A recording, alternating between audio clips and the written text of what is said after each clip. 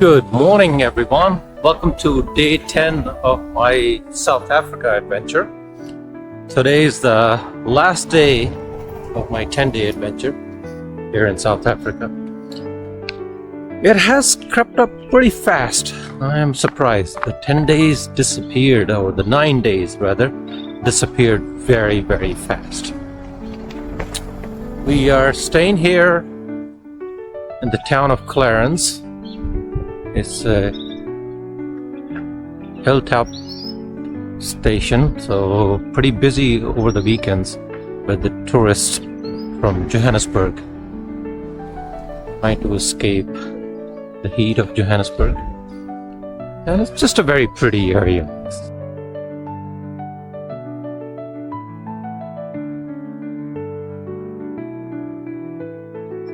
I am now approaching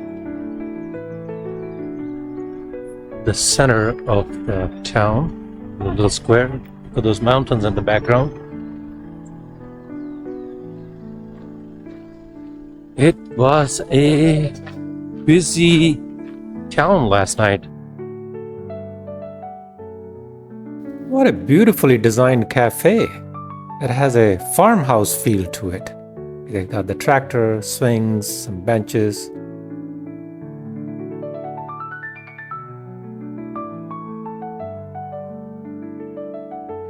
By the way, I've received feedback from several of you that I've been speeding up the videos too much. So some of you said that you didn't get to see and experience the places like I did. So in this video, I've decided that I am going to slow down. Normally, I would have sped up this video here and just gone to the next destination. But I am going to experiment in this video and have a longer form video. And if somebody wants to go faster, they can always speed up or fast forward the YouTube because you have the control. So let me know what do you think and what's your feedback. This is the brewery where we were hanging out yesterday and watched the rugby match.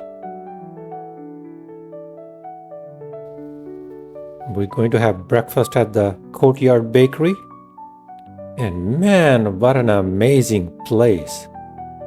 These sweets look so inviting. I haven't even gotten my breakfast yet, but I want to have all of those. Everything looks so amazing. I want to have all these pastries and bakery goods and breads. It is just so delicious. It's a good thing that we're not staying for more than a day here. Otherwise, in a couple of days, I'll put on 10 pounds.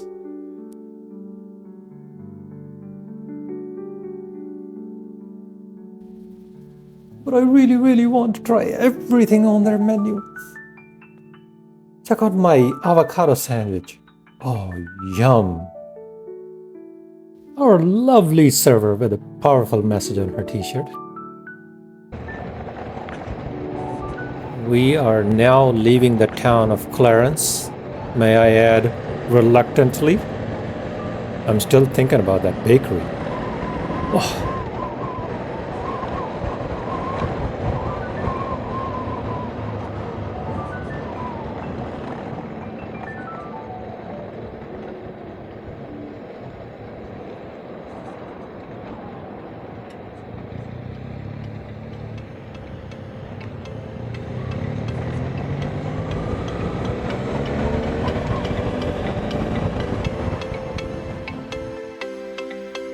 Today is the last day of my South Africa adventure.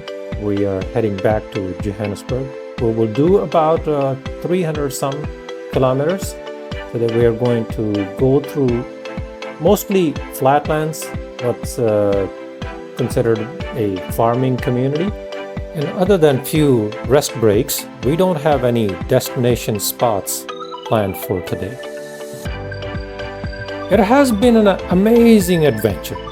I have loved every bit of South Africa, and South Africa has surprised me in many ways, and all those have been good surprises. So I've decided that in this video, I am going to share 10 things. I've made a list of 10 surprises, pleasant surprises that I did not know before, or many of my viewers were surprised when they saw some of my videos. So that you are better prepared when you are planning to visit South Africa, or there are some misconceptions that are holding you back from visiting South Africa. Let's start with what we are seeing. Topography. South Africa is surprisingly green. It's considered a subtropic geography, and most of the South Africa is very lush green. I mean, I've seen hundreds and hundreds of National Geographic documentaries, and you know how they show these dusty plains, but South Africa is not like that. There is a parts of South Africa that touch Kalahari Desert that are arid, but for the most part, it is a very subtropic environment. Another thing I've noticed around topography is the red dirt. I have seen a lot of movies and pictures where they show you this red color soil, but you always think that maybe there is some coloration or change in the photography. But South Africa soil, for the most part, is very red. Perhaps the iron in the soil gives it that red color.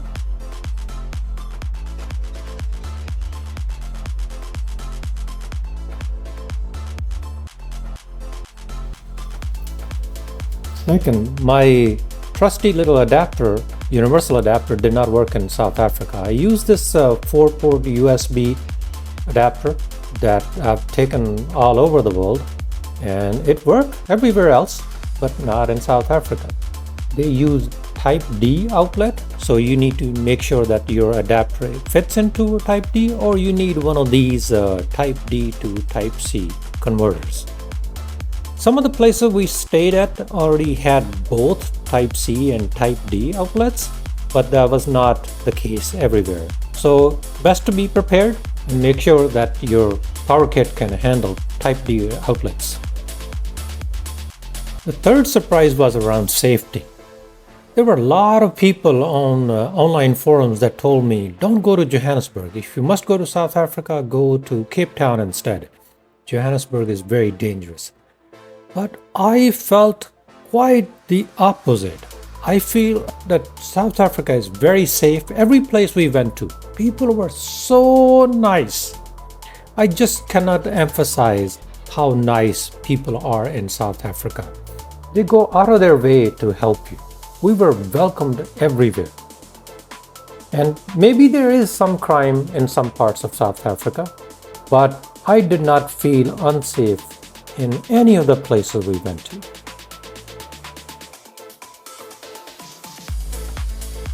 Speaking of people helping you, next surprise was around language. Everybody in South Africa speaks English, so it's very easy to get around. There are many local dialects, but pretty much every place we went, everybody spoke English, and good English.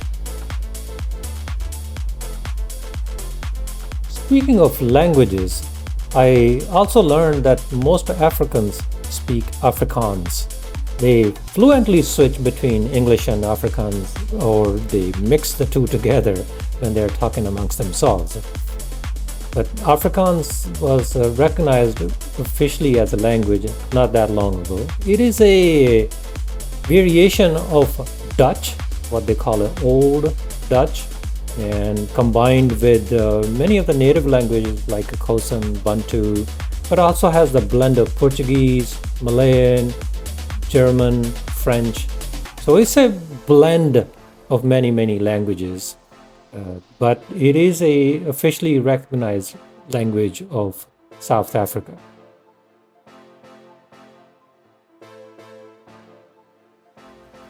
Speaking of this cosmopolitan blend language, Afrikaans, I was also surprised by the fact that Africa was colonized by both Dutch and British. I knew about the British, but I did not know about the Dutch. Apparently, Dutch were the first to colonize Cape Cod region.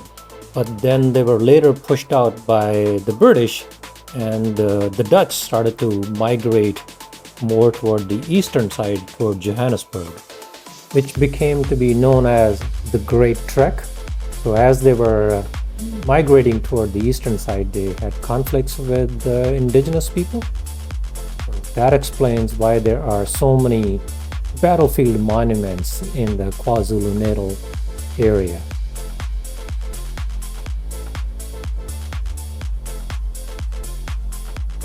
Next on the list of surprises was how developed South Africa is. I was expecting it to be a little bit more of a rough ride, but I am so impressed by the infrastructure and the quality of roads, bridges, electricity, water, sewage, all the basic things that you find in developed countries.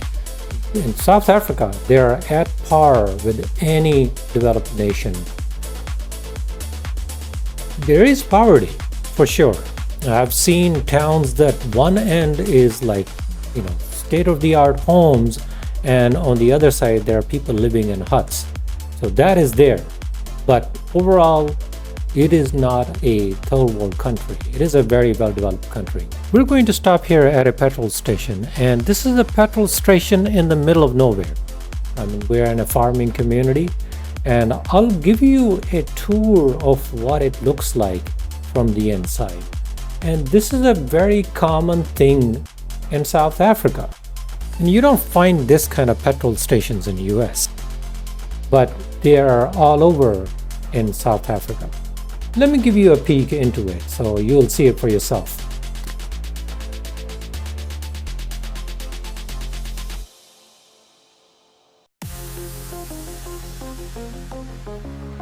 A decent sized grocery store.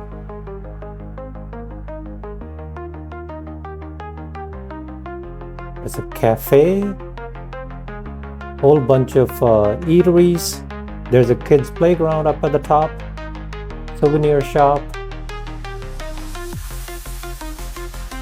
What a beautiful modern architecture.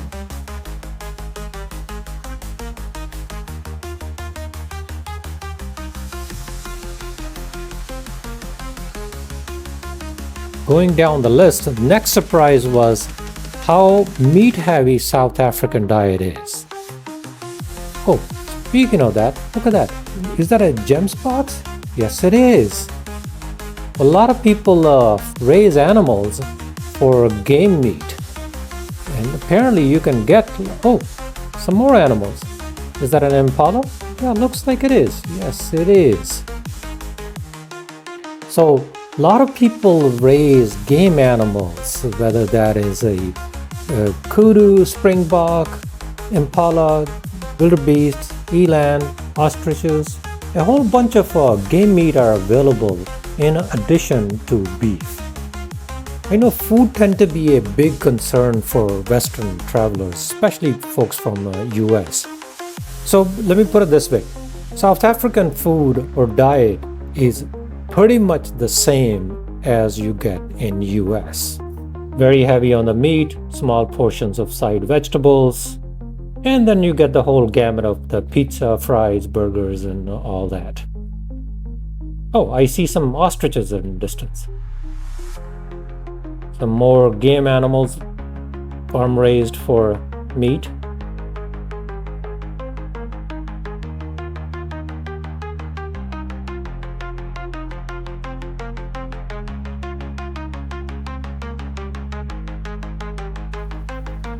We are now approaching the Vaal River Dam. We're going to stop here for a little bit.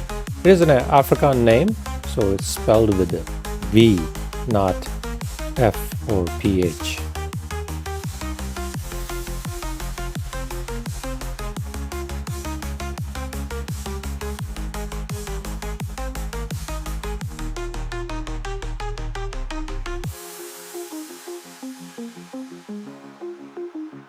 Behind the dam, there's a pretty good sized lake.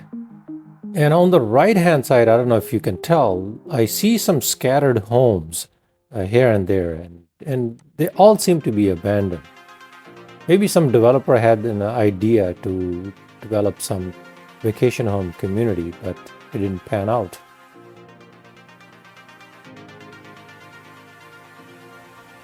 I will resume back to my list of surprises. Next on my list is a pretty big surprise to me.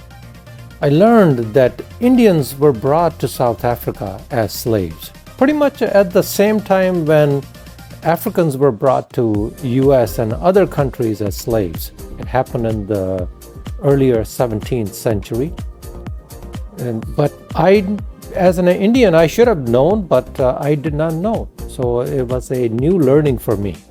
Maybe I was sleeping in the history class, which is not too much of a stretch of imagination either.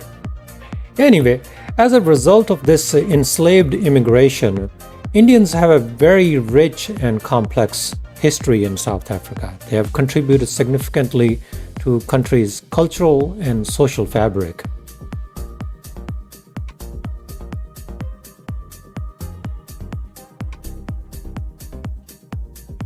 Last on my list of surprises was that people follow traffic rules. I was amazed.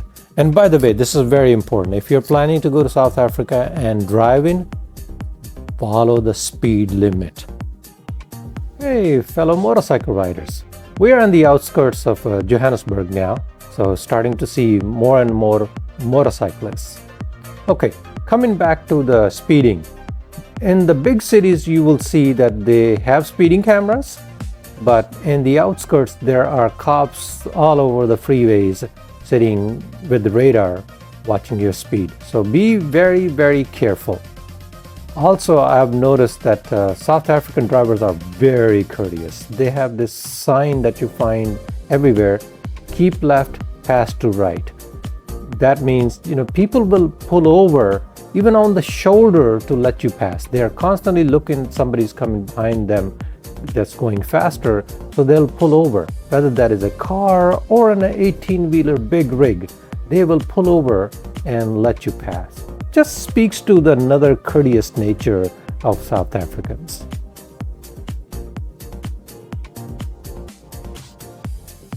Well, friends, this is the end of my South Africa adventure. We are almost in Johannesburg. I have loved every moment of my South Africa experience. And I think a big thanks to Mark and Terry for making this such an unforgettable experience. By the way, people have asked me if I'm anyway affiliated with Mark or his touring company. The answer is no. Just genuinely praising Mark. He is just such an amazing person. He just made the whole experience so much better. Mark invited his friend Terry to help with the support vehicle, and I'm so glad that he did. Terry is such an amazing person. By the way, Terry quit his IT job and decided to become a nature guide. And oh my God, what an amazing person. He has a lodge close to Kruger National Park, and he takes folks on safari tours in Kruger and other areas. He is so knowledgeable, but beyond that, he is just an amazing personality. His sense of humor is out of this world. If you need a place to stay outside Kruger National Park, do consider Southern Sands Ecolodge. He has put glamping tents on his property. I'll put a link to his website in the description. And last but not least, I also want to recognize my fellow riders, Faisal and Annette. Both of them were such a good sport. Really enjoyed my time with them. And thank you, friends, for joining me in this amazing experience. I hope you enjoyed it as much as I did. And I will see you in the next adventure. Bye for now.